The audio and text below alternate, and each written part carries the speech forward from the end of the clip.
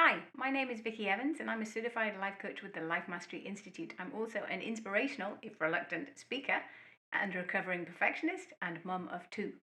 I specialize in helping professionals like you overcome self-doubt and perfectionism. Welcome to part 3 in my vlog series.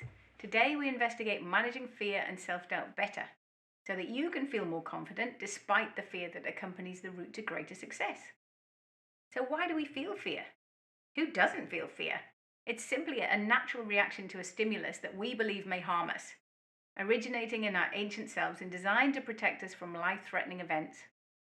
So when you feel the adrenaline and the fight or flight responses kick in, that's your fear doing a really good job.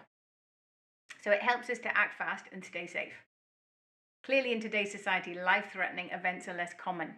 Many of us do still fear things a lot, sometimes irrationally, often because we don't want to look foolish or fail publicly.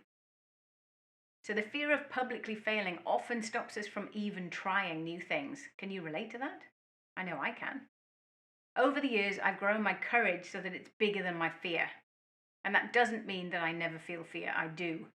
But I don't let it drive my actions or my results. So be mindful when you feel fear. You can acknowledge it as you would advice from a caring partner or a parent. But sit it in the passenger seat because remember, you're driving. So do you think fear could be a side effect of success? Well, possibly. Fear has many roles to play. It's a big signal that you're stepping out of your comfort zone. And that's often a good thing. Does that sound counterintuitive? Maybe a bit. Think about it. Does staying still, never doing anything new or brave because of fear keep us small? Yes. Then doing the things that scare us, taking little steps at first, demonstrates the growth that we are striving to achieve. Fear is almost like a side effect to success. Reframing the fear can help us to feel more powerful when it comes up. Oh, so it's just a side effect of my future success. That's quite reassuring, right? So are fear and self-doubt the same? No. Fear is a physiological response, and self-doubt is a negative thinking pattern or paradigm. But they do share some commonalities. Both stop us from stepping into new things. Both can encourage us to play small. But you're watching this, so I'm guessing you've caught yourself thinking or feeling that you're not quite good enough. That part of you, there is a part of you that may say, but what if I fail? Or someone like me could never do that. Or what will people say if I try and I fail? Especially people I care about. Or who would ever want me as their life coach? That was one of mine just before I trained as a life coach. And I'm so glad that I took the decision at that moment not to listen to that self-doubt.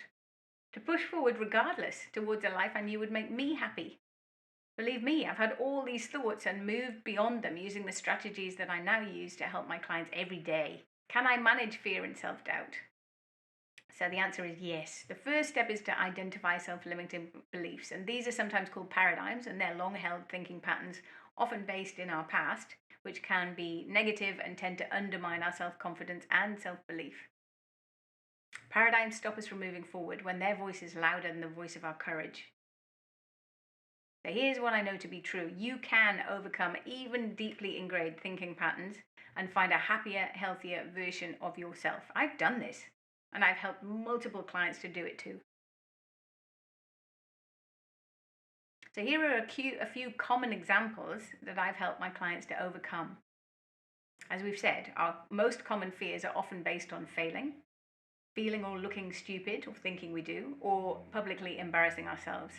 So you might be afraid of public speaking, or even of speaking up in a meeting in case you're lost for words or you mess it up. You might be afraid to try something new, even if you know you need to. Maybe meeting new people, even if you're a bit lonely, scares you and you tend not to do it.